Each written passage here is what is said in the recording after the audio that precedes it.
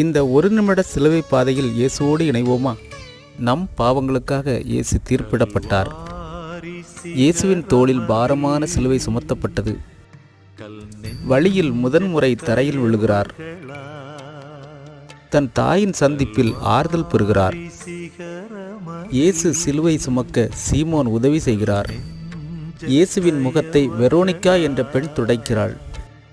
இயேசு இரண்டாவது முறையாக தரையில் முகம் குப்புற விழுகிறார். வழியில் எருசலேம் பெண்கள் இயேசுவிற்காக அழுகிறார்கள். மூன்றாம் முறையில் மொத்தமாய் சாய்ந்து விட்டார் இயேசு.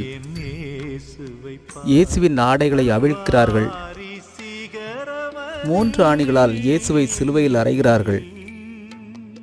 நம் பாவங்களுக்காக இயேசு சிலுவையில் மரிக்கிறார். இயேசுவின் உடலை அன்னை மரியாள் மடியில் தாங்குகிறாள். இயேசுவுக்காக நம் பாவங்களை அடக்கம் செய்வோம்.